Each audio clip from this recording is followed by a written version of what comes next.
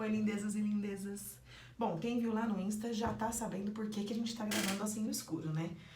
E como a luz não quer me ajudar, eu vou gravar assim mesmo, depois a gente manda o editor tentar melhorar o vídeo, não é verdade? Lá na nossa pesquisa lá no Face e no Insta, a gente descobriu que vocês querem saber mais um pouquinho sobre a automedicação.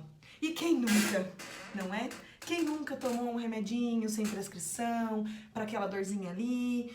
Então, a gente tem que entender que isso daí pode causar transtorno um pouquinho mais grave do que a gente imagina. Vamos começar falando um pouquinho sobre a diferença da automedicação para o uso indiscriminado de medicamento, que tem uma diferença aí. Então, pessoal, o uso indiscriminado de medicamento é quando a pessoa pode até ter tido a prescrição, só que ela ficou com aquele remédio em casa da outra vez, que sobrou um pouquinho, ou então ela tem o mesmo sintoma e pensa, deu tudo certo daquela vez, por que eu não vou tomar de novo, né? Então vamos falar um pouquinho de algumas coisas aí. Os mais usados hoje, segundo o Ministério da Saúde, nesses casos de automedicação são os analgésicos. E nem todos eles são tão inofensivos assim. Primeiro, porque a dose máxima diária deve ser respeitada. E o intervalo entre as doses, é claro. Mas se a pessoa tem um problema de rim, se a pessoa tem um problema de fígado, tudo isso tem que ser observado. Então não é tão simples assim. No caso dos anti-inflamatórios não hormonais, tem alguns que também ficam ali de livre acesso. E as pessoas acabam utilizando como se fossem apenas analgésicos. O caso do ibuprofeno, por exemplo. Ele tem ação anti-inflamatória, apesar de muita gente só usar para dor e febre. Então, antes de usar qualquer coisa, achando que é só um analgésico, que não vai ter nenhum problema maior, consulte pelo menos o farmacêutico que tá sempre ali no balcão para orientar você. Tá legal? E agora vamos falar um pouquinho, então, do uso indiscriminado de medicamento, que é um pouquinho diferente da automedicação, como a gente já tinha dito lá no começo do vídeo. O uso indiscriminado, muitas vezes você já tem a prescrição daquele medicamento na sua casa, pelo médico, né? E às vezes você tem ele na sua casa e às vezes você não tem, mas você consegue comprar sem uma nova receita. O uso do corticoide, por exemplo. Um corticoide é um assunto muito complicado e até uma pauta para um próximo vídeo, porque a gente tem N coisas para falar dele aqui.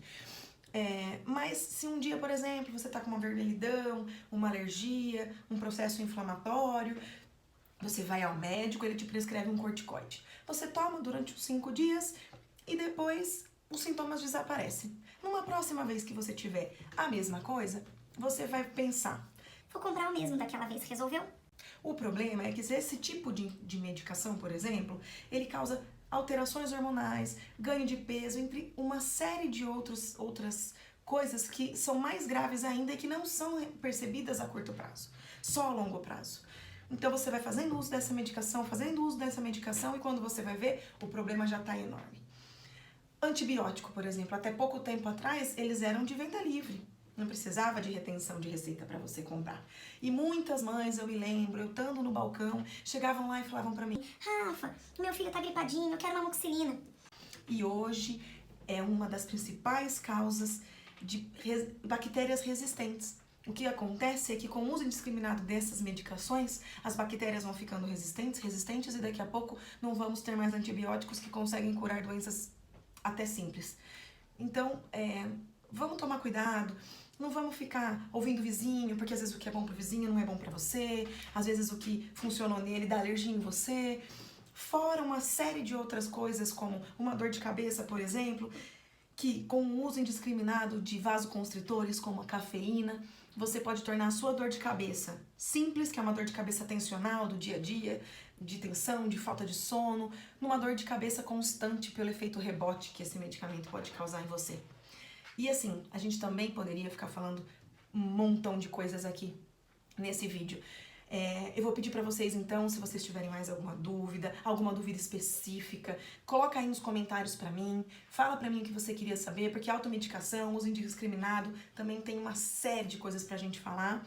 E aí a gente vai conversando, eu vou respondendo as suas dúvidas, a gente pode até fazer um segundo vídeo, tá bom? Então, por favor, tô aprendendo a ser blogueirinha, gente. Deixa seu like, se inscreve no meu canal, curte por favor e deixa aí no comentário se você gostou, se você não gostou, a sua dúvida, tá bom? Até a próxima!